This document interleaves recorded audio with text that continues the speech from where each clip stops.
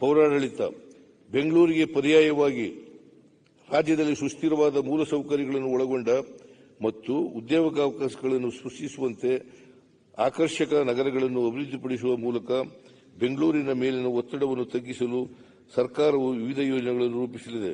ಮಹಾತ್ಮ ಗಾಂಧಿ ನಗರ ವಿಕಾಸ ಯೋಜನೆ 2 ಅಡಿ ರಾಜ್ಯದ 10 ಮಹಾನಗರ ಪಾಲಿಕೆಗಳಲ್ಲಿ ಮೂಲಭೂತ ಸೌಕರ್ಯಗಳ ಅಭಿವೃದ್ಧಿಗಾಗಿ 2,000 ಕೋಟಿಗಳನ್ನು ಒದಗಿಸಲಾಗುವುದು.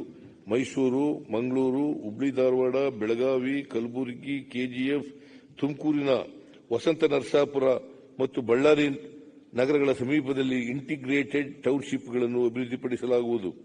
ಬೆಂಗಳೂರಿನ ಹೊರವಲಯದಲ್ಲಿರುವ ದೇವನಹಳ್ಳಿ, ನೆಲಮಂಗಲ, ಹೊಸಕೋಟೆ, ದೊಡ್ಡಬಳ್ಳಾಪುರ, ಮಾಗಡಿ ಮತ್ತು ಬಿಡದಿಯಲ್ಲಿ ರಸ್ತೆ ಮತ್ತು ರೈಲು ಸಂಪರ್ಕದೊಂದಿಗೆ ಉಪನಗರ ಟೌನ್ಶಿಪ್ಗಳನ್ನಾಗಿ ಅಭಿವೃದ್ಧಿಪಡಿಸಲಾಗುವುದು.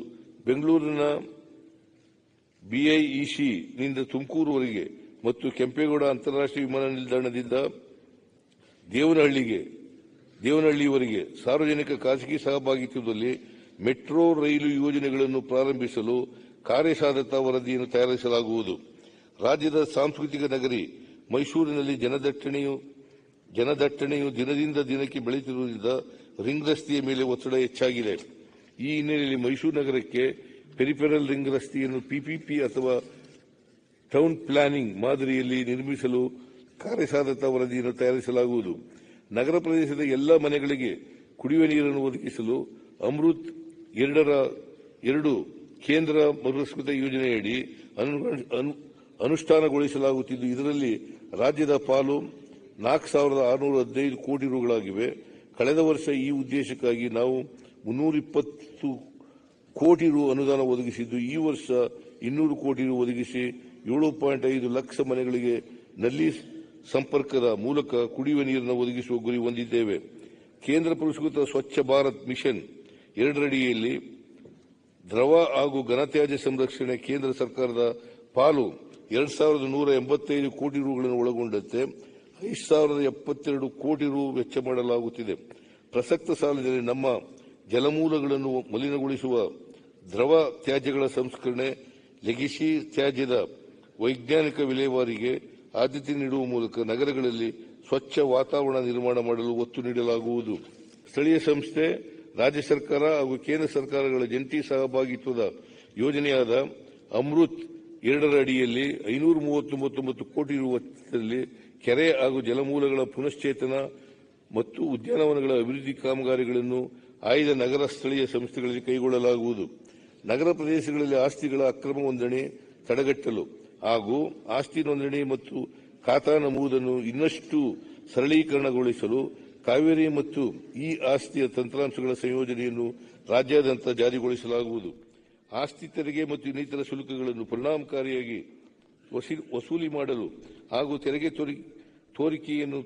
ಸೋರಿಕೆಯನ್ನು ತಡೆಗಟ್ಟಲು 3D ಡ್ರೋನ್ ತಂತ್ರಜ್ಞಾನವನ್ನು ಬಳಸಿಕೊಂಡು ಸ್ವತ್ತುಗಳ ಮ್ಯಾಪಿಂಗ್ ಮತ್ತು ಮರುಮೌಲ್ಯಮಾಪನವನ್ನು ಕೈಗೊಳ್ಳಲಾಗುವುದು. ನಗರ ಸ್ಥಳೀಯ ಸಂಸ್ಥೆಗಳಲ್ಲಿನ ಆಸ್ತಿ ತೆರಿಗೆ ಮತ್ತು ನೀರಿನ ಶುಲ್ಕವನ್ನು ಸಮರ್ಪಕವಾಗಿ ವಸೂಲು ಮಾಡಲು ಸ್ಥಳೀಯ ಮಹಿಳಾ ಸ್ವಸಹಾಯ ಗುಂಪುಗಳ ಸೇವೆಯನ್ನು ಪಡೆಯಲಾಗುತ್ತಿದೆ. ನೇರ ಪಾವತಿಯಡಿ ಕೆಲಸ ನಿರ್ವಹಿಸುತ್ತಿರುವ 24,005 ಪೌರ ಕಾರ್ಮಿಕರನ್ನು ಈಗಾಗಲೇ ಕಾಯಂಗೊಳಿಸಲು ಸರ್ಕಾರದಿಂದ ಅನುಮೋದನೆ ನೀಡಲಾಗಿದೆ. ನೇರ ನೇಮಕಾತಿಯಲ್ಲಿ ಬಾಕಿ ಉಳಿದಿರುವ ಪೌರ ಕಾರ್ಮಿಕರಿಗೂ ಹಂತ ಹಂತವಾಗಿ ಕಾಯಂಗೊಳಿಸಲು ಕ್ರಮ ವಹಿಸಲಾಗುವುದು. ಸಮರ್ಪಕ ಹಾಗೂ ಯೋಜಿತ ನಗರೀಕರಣಕ್ಕಾಗಿ 1 ಲಕ್ಷಕ್ಕೂ ಅಧಿಕ ಜನಸಂಖ್ಯೆ ಹೊಂದಿರುವ ಎಲ್ಲ ಸ್ಥಳೀಯ ಯೋಜನಾ ಪ್ರಾಧಿಕಾರವನ್ನು ನಗರಾಭಿವೃದ್ಧಿ ಪ್ರಾಧಿಕಾರಗಳನ್ನಾಗಿ ಉನ್ನತೀಕರಿಸಲು ಕ್ರಮ ಕೈಗೊಳ್ಳಲಾಗುವುದು. ಎಲ್ಲ ನಗರ ಸ್ಥಳೀಯ ಸಂಸ್ಥೆಗಳಲ್ಲಿ ನಡೆಯುವ ಸಭೆಗಳ ಕಾರ್ಯಕಲಾಪಗಳನ್ನು ನೇರ ಪ್ರಸಾರ ಮಾಡಲಾಗುವುದು. ಮೈಸೂರಿನ ಪ್ರಖ್ಯಾತ ಲ್ಯಾನ್ಸ್ಡೌನ್ ಕಟ್ಟಡ ಮತ್ತು ದೇವರಾಜ ಮಾರುಕಟ್ಟೆಯನ್ನು ಪಾರಂಪರಿಕ ಶೈಲಿಯಲ್ಲಿಯೇ ಅಭಿವೃದ್ಧಿಪಡಿಸಲು ಕ್ರಮ ವಹಿಸಲಾಗುವುದು. ಇಂಧನ ಗೃಹ ವಿದ್ಯುತ್ ಬಳಕೆದಾರರಿಗೆ 200 ಯೂನಿಟ್ವರೆಗೆ ಉಚಿತ ವಿದ್ಯುತ್ ನೀಡುವ ಗೃಹ ಜ್ಯೋತಿ ಗ್ಯಾರಂಟಿ ಯೋಜನೆಯನ್ನು ಜುಲೈ 1 ರಿಂದ ಅನ್ವಯವಾಗುವಂತೆ ಜಾರಿಗೊಳಿಸಲಾಗಿದೆ. ಈ ಯೋಜನೆಯಡಿ 1.65 ಕೋಟಿ ಗ್ರಾಹಕರು ನೋಂದಾಯಿಸಿಕೊಂಡಿದ್ದು, ಅಂದಾಜು 5 ಕೋಟಿಯಷ್ಟು ಜನರು ಉಚಿತ ವಿದ್ಯುತ್ ಸೌಲಭ್ಯ ಪಡೆಯುತ್ತಿದ್ದಾರೆ.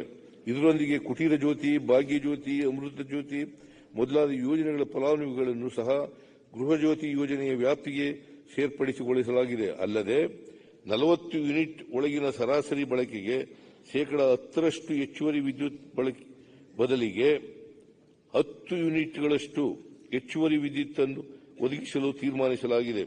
ಇಂದಿನ ಸರ್ಕಾರದ ಅವಧಿಯಲ್ಲಿ ವಿದ್ಯುತ್ ಉತ್ಪಾದನೆಯ ಸ್ಥಾಪಿತ ಸಾಮರ್ಥ್ಯದಲ್ಲಿ ಯಾವುದೇ ಹೆಚ್ಚಳವಾಗಿಲ್ಲ.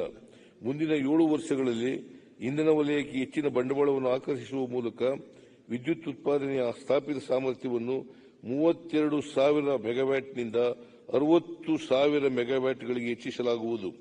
ರಾಜ್ಯವು ಉತ್ಪಾದಿಸುತ್ತಿರುವ ವಿದ್ಯುತ್ತಿನ ಶೇಕಡಾ 63ರಷ್ಟು ಇಂಧನವು ನವೀಕರಿಸಬಹುದಾದ ಇಂಧನದಿಂದ ಆಗಿರುತ್ತದೆ.